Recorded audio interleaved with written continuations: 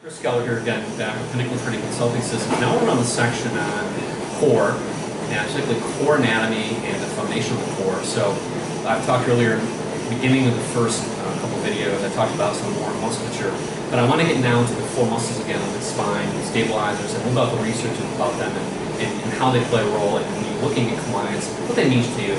So again, we have four primary muscles of the pelvic region. Of the 29, but the four that I'm concerned with were the obliques, which are on the side, the transverse abdominis, which goes along diagonal, your QL goes to the 12th rib, top of your hip, and then multifidus. So again, the obliques, again, come along the angle, they provide support laterally.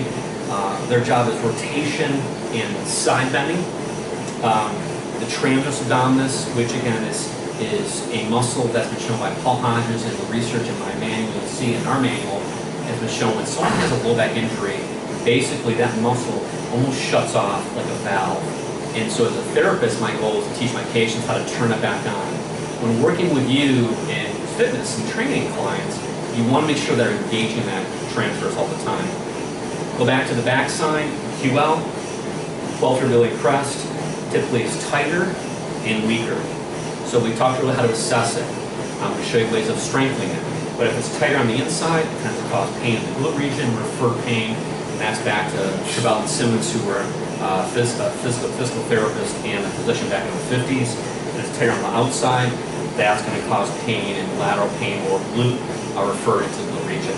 Okay? And then finally, multifidus. Multifidus goes again from the sacrum all along the next to the spinous process, up to the sacrum. I'm sorry, up to the cranium. So, the thing I want to remember this, key thing is, QL, you want to stretch the QL. And one of the ways you can stretch the QL that I like is in a kneeling position, hands, let's say the right QL is tight, hands all the way to the left, and leaning back diagonally to the side. Okay? So if the left side was stiff, hands all the way to the right, lean back to the left. That'd be how to stretch the QL. It also is in our manual, but again, you can do it also sideline, but I find it really effective. I've shown you how to contract multifidus.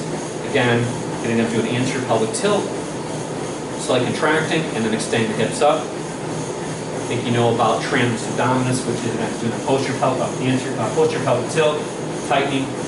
So here, when trying to get their transverse contracted is ASAS, draw that contracts the transverse, knee 90 degrees, and I'm maintaining that tilt the whole time. And then when I'm done, I'm again letting go. And the obliques, anything is going to be into the side region or rotational. Rotational being across the opposite leg or across the opposite knee. Again, doing sideways, or even doing one leg at a time. Okay? So the research, remember, I want you to remember, transverse abdominis is weaker in chronic low back patients, particularly acute low back patients. And again, for Paul Hodges, the multifidus, which is the muscle on the lower back, is a chronic low back pain problem per the research. And with my patients who have chronic low pain, I found that they have a real difficulty to contract multifidus properly. Hope that makes sense. You've got some tools now to assess, to train, and we'll talk in a few minutes about the next section about how to stabilize and move the progression of stabilization training.